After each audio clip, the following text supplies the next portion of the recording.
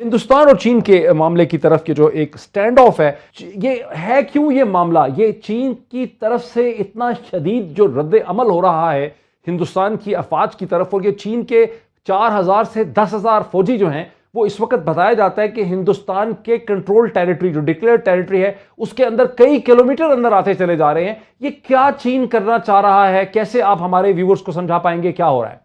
کہ متنازع علاقہ اور بھارت نے یہاں پہ بہت بڑے پیمانے پہ انفراسٹرکچر ڈیولپمنٹ کا کام شروع کیا، سڑکیں بنانی شروع کر دی، تقریباً 60 کے قریب روڈز بن رہی ہیں جو انہوں نے 2022 تک مکمل کرنی تھی۔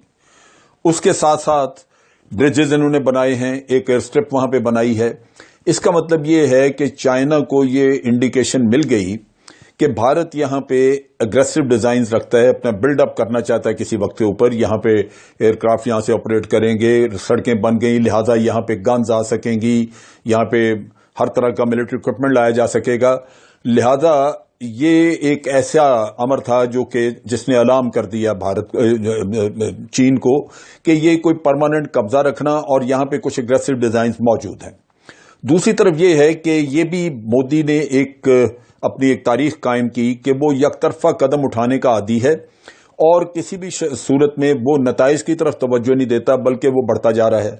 جب آرٹیکل 370 انہوں نے ختم کیا اور یونین ٹیریٹریز بنانے کا اعلان کیا تو لداخ کے بارے میں آپ کو یاد ہوگا کہ چائنا نے بڑا واضح الفاظ میں کہا کہ جناب آپ ہماری سوورنٹی وائلیٹ کر رہے ہیں، لیکن بھارت نے اس کو رد کر دیا۔ اب اس کے بعد جب سی پیک کا قصہ آیا تو بھارت نے وہاں پہ مسئلہ کھڑا کیا کہ جناب چائنا ہماری سوورنٹی وائلیٹ کر رہا ہے۔ آپ ڈیم بنانے لگے تو پھر بھارت نے یہ مسئلہ کھڑا کر دیا۔ یہ ایک سلیکٹو قسم کی مورالٹی اور سلیکٹو قسم کی سوورنٹی کا قصہ جب سامنے آیا تو چائنا کو یہ واضح ہو گیا کہ بھارت اپنے معاملے میں تو سوورنٹی کو دیکھتا ہے لیکن دوسروں کی سوورنٹی کو پامال کرنے کے لیے تیار بیٹھا ہے۔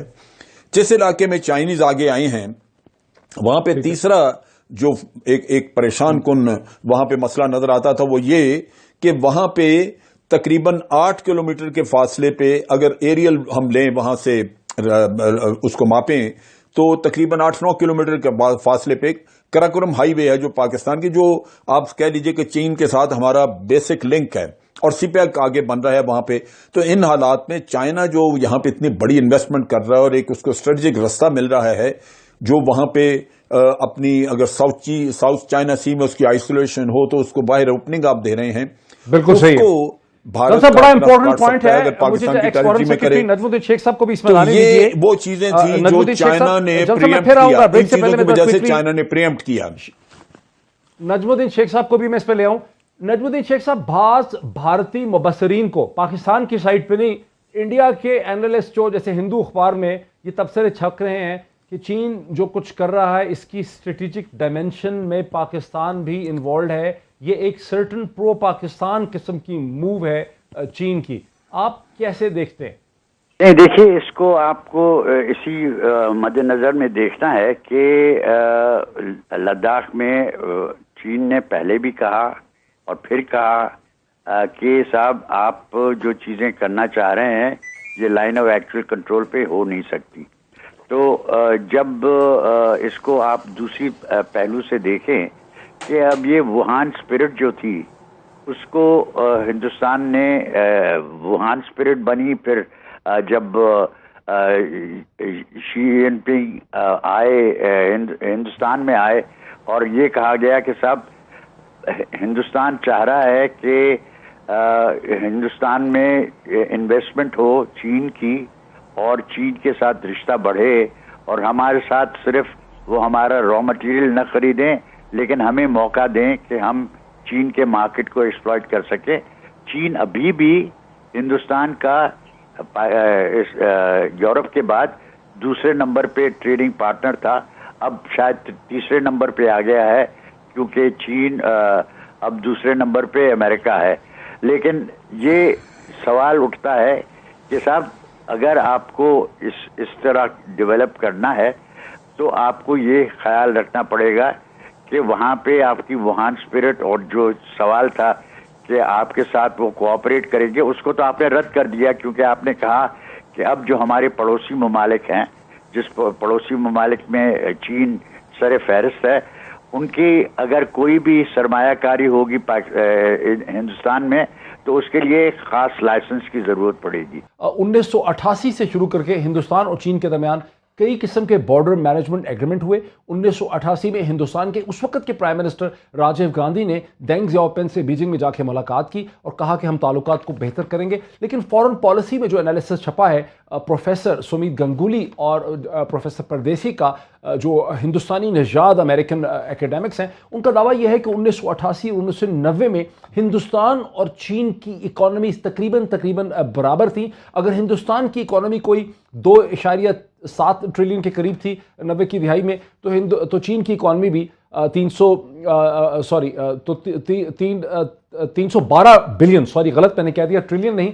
अगर हिंदुस्तान की इकॉनमी को 297 बिलियन की थी तो चीन की इकॉनमी को तकरीबन 312 बिलियन डॉलर की थी। लेकिन अब सूरत हाल ये है कि अगर चीन की हिंदुस्तान की इकॉनमी बढ़ भी गई है, वो आज अगर 2.7 ट्रिलियन डॉलर की है, तो चीन की इकॉनमी जो है वो 13.6 ट्रिलियन डॉलर की है। और अगर हिंदुस्तान का बजट आज 71 बिलियन डॉलर का है, तो चीन का जो डिफेंस बजट है वो तकरीबन 260 या 270 बिलियन डॉलर का है। तो जो रिलेटिव स्ट्रेंथ्स हैं दोनों कंट्रीज की, उसमें बहुत ज़्यादा फर्क पड़ गया है और चीनी जो है अब हिंदुस्तान को पहले से ज़्यादा अपनी टर्म्स जो हैं वो डिक्टेट कर सकते हैं। कुछ और भी पॉइंट्स हैं, इनको लेके मैं आगे चलूंगा।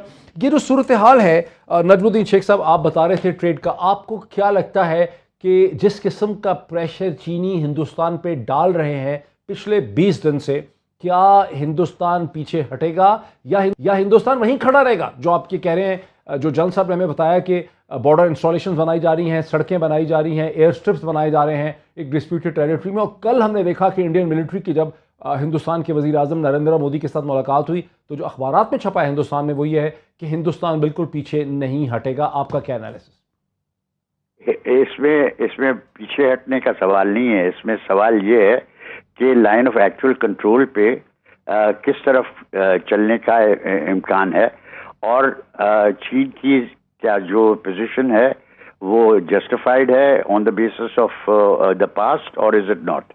अब मेरी नज़र में ये सारा मामला जो है इसका एक लार्जर कॉन्टेक्स्ट है। अच्छा, वो लार्जर कॉन्टेक्स्ट ये है कि इस वक्त हिंदुस्तान ने अपने एक एग्रीमेंट की है रूस के साथ कि वो S-400 खरीदेंगे और इस पे अमेरिका की तरफ से सैंक्शंस लगने का इम्कान होना चाहिए, क्योंकि उन्होंने कह दिया है कि साहब अगर किसी ने इस किस्म की चीज़ खरीदी तो या रूस के साथ इस किस्म की एग्रीमेंट की तो फिर हमारी दूसरी एग्रीमेंट्स जो हैं हम मिलिट्री कोलैबोरेशन को कम करना हमारे लिए ज़रूरी होगा। वो चाह रहे हैं कि इस से हमें एग्जेम्पशन मिले। इस वक्त ये कैसे फिट होगा बॉर्डर डिस्प्यूट में, ये जो तनाजुर आप दे रहे हैं?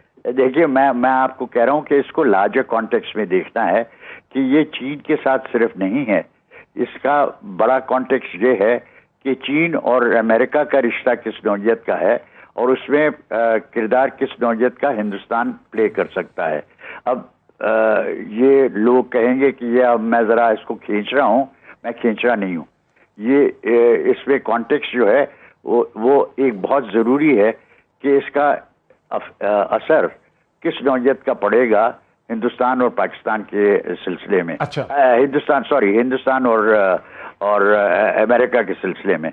अमेरिका एक चीज़ चाहता है, अमेरिका चाहता है कि हिंदुस्तान उनके साथ खड़ा रहे और हिंदुस्तान एक बुलवक बने चीन के खिलाफ। ठीक है। अच्छा, इसी पॉइंट पे मुझे जरा जनरल साहब को लाने दें। जनरल साहब, अमेरिका की मगरब की ख्वाहिश तो बहुत रही गुज़िश्ता 15-20 बरस में 9/11 के बाद से कि हिंदुस्तान एक देव की तरह, एक जिन की तरह खड़ा हो जाए चीन के मुकाबले में।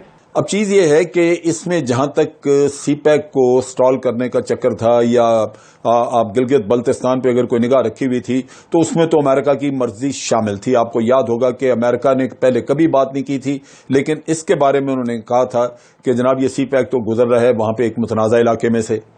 ये आपको जहन में रखना चाहिए कि अमेरिका किसी न किसी शक्ल में इस मामले में इंडिया को सपोर्ट करेगा। Very interesting. लेकिन असल किस्सा ये है कि क्या अमेरिका उसको बाद में यूज कर सकेगा, जहां इंडिया के पांव जो हैं वो लरजने वो नहीं कर रहे।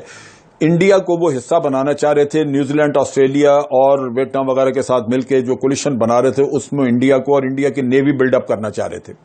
मैंने रिसेंट इंटरव्यू सुना जिसमें कि इनके चीफ ऑफ डिफेंस स्टाफ ने कहा कि हमें एयरक्राफ्ट कैरियर्स और बड़ा कुछ अमेरिका बेचना चाहता है, वो हमें देख रहा अपनी नजर से, हमें उसकी जरूरत नहीं। इसका मतलब यह है कि इंडिया ये नहीं चाहता कि वो अमेरिका का आलाकार बन के चाइना के खिलाफ जंग लड़े, क्योंकि चाइना के साथ उनकी सरहदें मिलती हैं।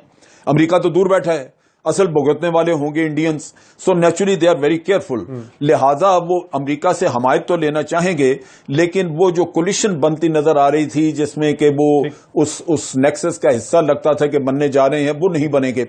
दूसरी तरफ ये है कि पाकिस्तान को चूंकि रशिया की हमायत मिलनी शुरू हो गई, थोड़ा सा पीछे आपको लाऊं। क्या आप ये कह रहे हैं कि क्या आप ये भी कह रहे हैं कि हिंदुस्तान की तरफ से, क्या आप जन साहब ये भी कह रहे हैं कि हिंदुस्तान की तरफ से जो एक जारहाना एग्रेसिव स्टैंड था सीपैक की तरफ, गिलगित बल्तिस्तान की तरफ, तो चीन के इस एक्शन से चीन ने इनडायरेक्टली हिंदुस्तान की मिलिट्री एस्टैब्लिशमेंट को और पॉलिटिकल एस्टैब्लिशमेंट को एक पैगाम भी दिया है कि hands of Gilgit Baltistan and CPEC.